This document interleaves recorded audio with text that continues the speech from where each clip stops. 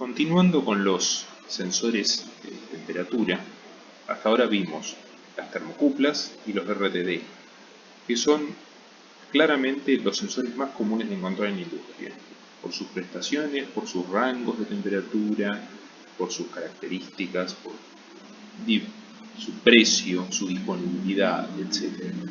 Sin embargo, no son los únicos. Siguiente sensor que podríamos mencionar como en orden de interés son los termistores. Los termistores también son resistencias, como el RTD. Son resistencias sensibles a la temperatura, que presentan grandes variaciones en su magnitud en función de los cambios de temperatura. A diferencia de las resistencias tipo RTD, que eran básicamente metálicas, platino, cobre, níquel, los termistores están basados en aglomerados de óxidos o semiconductores y se pueden subdividir en dos grandes grupos, los de coeficiente de temperatura positivo y los de coeficiente de temperatura negativo, que se conocen por sus siglas PTC, NTC. NTC de Negative Temperature Coefficient y PTC de Positive Temperature Coefficient. Vamos a ver primero los NTC, que son los más usados. Como les digo, se trata también de una resistencia. Pero recuerden, en el RTD, la variación era de tipo lineal. Era R igual a R0 por 1 más alfa T.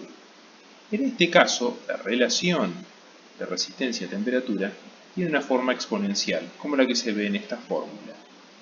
R en función de la temperatura es igual a un R0 en reposo por E a la beta por 1 sobre T menos 1 sobre T0.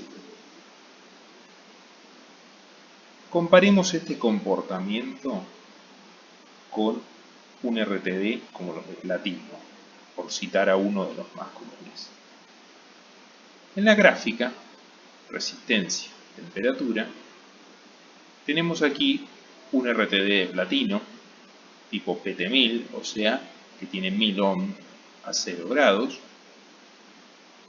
y a lo largo de 100 grados desarrolla una variación de resistencia del orden del 40% aproximadamente, un poco menos. Fíjense, estas otras dos curvas exponenciales que vemos corresponden a termistores NTC, con distintos coeficientes beta. Fíjense la enorme variación de resistencia que tenemos en el mismo rango de temperatura. En un rango donde un RTD varía del orden del 40%, un NTC puede llegar a variar, como en este caso, desde 3000 ohms hasta una centena de ohms, ¿sí? O sea, 30 veces. Esto obviamente le da una sensibilidad notoriamente más grande que la del RTD. En el RTD, el sensor era definido básicamente por su resistencia en reposo, o sea, 0 grados, y el coeficiente correspondiente al material, al metal, al platino, al cobre, al níquel. En este caso, un NTC se encuentra definido por básicamente un coeficiente que es el beta, que está en valores de temperatura, que da un poco la sensibilidad o la pendiente de la curva. La resistencia en reposo, identificada acá como R0 o RT0, no se define a 0 grados como en el RTD, sino que se define a 25 grados.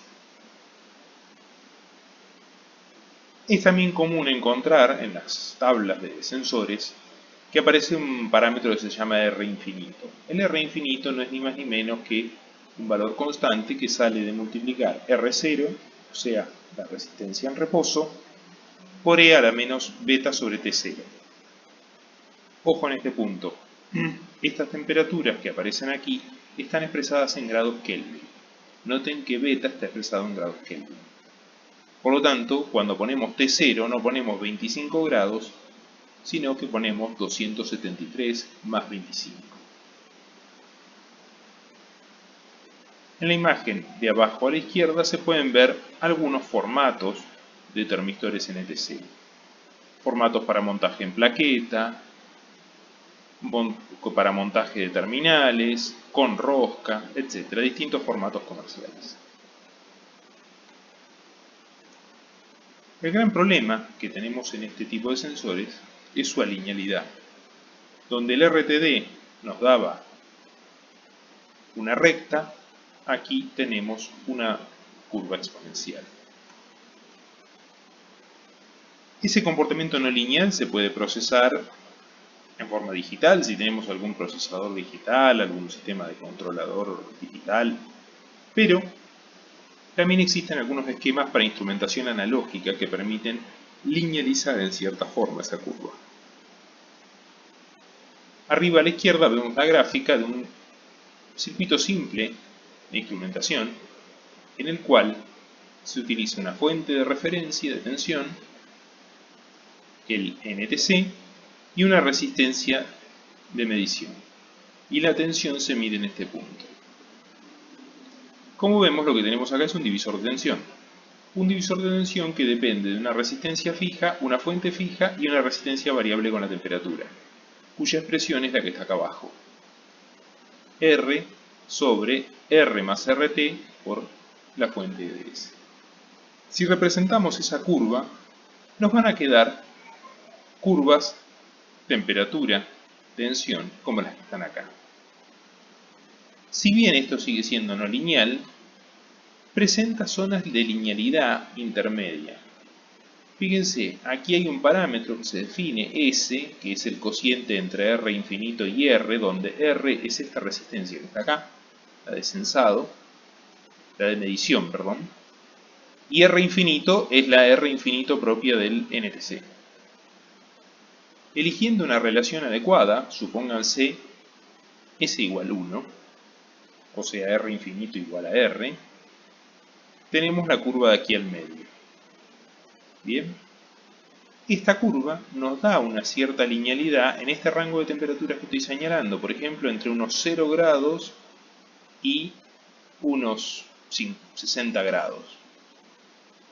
Si yo necesito medir en un rango de temperaturas más elevado, por ejemplo necesito medir entre 60 y 120 grados, bueno, puedo ajustar a S a 20. Entonces tendría que adoptar una R 20 veces más chica que la R infinito. Y así sucesivamente. Esta es una forma de linealización circuital muy simple con el uso de una sola resistencia, patrón, digamos, o de sensibilidad. Bueno, ¿cuáles son las razones por las que podría usar un NTC o qué ventaja me trae usar un NTC? Bueno, por un lado su sensibilidad, lo que veíamos en la gráfica de la filmina anterior. En un rango de temperaturas bastante reducido presenta variaciones de resistencia muy grandes, lo cual hace que sea más fácil detectar un cambio de temperatura. Es un tipo de sensor que presenta una gran estabilidad a lo largo del tiempo. Se pueden obtener buenas precisiones, o sea, buena repetibilidad de resultados, y una alta velocidad de respuesta, o sea, la lectura la variación de resistencia es muy rápida, no hay retardo. La desventaja es la linealidad, esta que vemos aquí, que se puede linealizar en forma parcial. Su fragilidad, son dispositivos que no son muy robustos desde lo físico. Su rango reducido, a diferencia del RTD, donde podemos hablar de hasta 850 grados, aquí estamos limitados a como mucho 150 grados. Y el problema del autocalentamiento. Nuevamente, como son resistencias, tenemos el mismo problema que en el RTD. Para poder medir una resistencia le tengo que hacer circular una corriente. Si circula una corriente, se disipa una potencia por efecto Joule I cuadrado por R. Si la corriente no es la adecuada, es elevada, esa potencia es elevada, se calienta. Si se calienta, como su coeficiente de temperatura es negativo, la resistencia se reduce, por lo tanto la corriente vuelve a aumentar, y si la corriente aumenta con un factor cuadrático, la potencia también, y se calienta más, y así sucesivamente, y se puede producir la destrucción del sensor. Los otros tipos de sensores termistor son los de coeficiente de temperatura positivo, los PTC. Estos, a diferencia de los anteriores, se construyen básicamente de semiconductores, titanato de bario, silicio dopado, y su principio de funcionamiento se basa en un cambio de estructura cristalina del material cuando llega a cierta temperatura. Aquí la variación es positiva, esto quiere decir mayor temperatura, mayor resistencia. Y los cambios son muy fuertes. Fíjense estas curvas extraídas de una hoja de datos de unos sensores PTC. Lo que tenemos en el eje vertical es la resistencia y en el eje horizontal la temperatura. Fíjense que el eje vertical está escalado en forma logarítmica. Entonces, cada salto representa 10 veces más. 10 a la 1, 10 al cuadrado, al cubo, a la cuarta, a la quinta, a la sexta. Fíjense que cualquiera de estos dispositivos, tomemos la primera curva punteada, entre 150 grados y 200 grados pasa de unos 200 ohms a unos 4000 ohms. Cambia 20 veces su magnitud. Y si nos vamos 50 grados más arriba, vamos a llegar a millones de ohms. Entonces, tenemos variaciones de varios órdenes de magnitud. Eso hace que su sensibilidad sea, casi podríamos decir, brutal. El problema es que justamente esto tiene una linealidad muy fuerte, lo cual los hace poco útiles para medir. Además, su rango de temperatura también está muy acotado.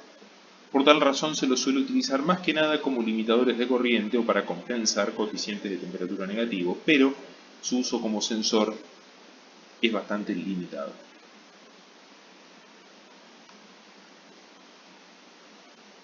Saliendo del ámbito de las resistencias, otra opción para medir temperatura es el uso de semiconductores. ¿Sí? El semiconductor más básico que se puede construir es la juntura PN, ¿sí? Donde tenemos dos materiales semiconductores que están dopados con impurezas para generar una diferencia de cargas que, digamos, en la jerga electrónica se conoce como diodo, ¿sí? Ese componente diodo, si le hacemos circular una corriente constante, esa corriente genera una caída de tensión, que es la que se ve en esta fórmula de acá abajo, que depende, obviamente, de la magnitud de la corriente, de un parámetro constante, y ese que es propio de la juntura, de la carga del electrón, que es una constante, de la constante de Boltzmann, que también es constante, y de la temperatura. Fíjense que todo lo que está acá, K, Q es constante, este logaritmo es constante en tanto esta fuente de corriente sea constante, nos da una relación lineal entre temperatura y tensión. Por lo tanto, si yo cuento con un diodo y lo alimento con una fuente de corriente constante, con solo medir la tensión puedo medir temperatura. Y eso es lo que hacen diversos circuitos comerciales basados en semiconductores.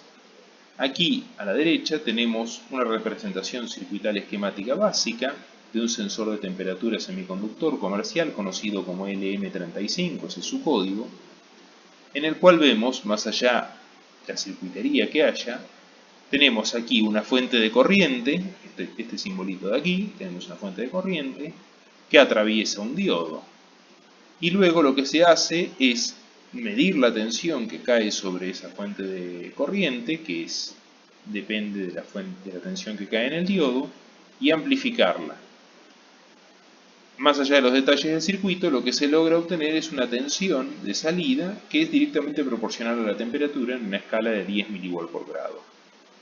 Más allá de los números, lo que importa aquí es decir, con este dispositivo semiconductor, que es una solución comercial que ya viene empaquetada, podemos medir temperatura y tener una salida en tensión en un nivel de milivolts. que si bien parece poco, es bastante más que los microvolt que me da una termocupla, donde estábamos hablando de 40 o 50 microvolt por grado. Este tipo de dispositivos es de bajo costo porque todo lo que sea semiconductor es de bajo costo. La materia prima del semiconductor es el silicio no es más que arena, por lo tanto es de bajo costo. Fácil implementación, este dispositivo así como viene requiere de una alimentación, una tierra y un terminal de salida y nada más. Es lineal, como nos dice esta ecuación. Mínimos requisitos de acondicionamiento, como mucho requeriría de una amplificación liviana. El problema es que tiene un rango de temperatura reducido, acotado a los rangos de temperatura de un semiconductor. Por lo tanto, no vamos a poder medir temperaturas más allá de los menos 55 grados a 150 grados centígrados.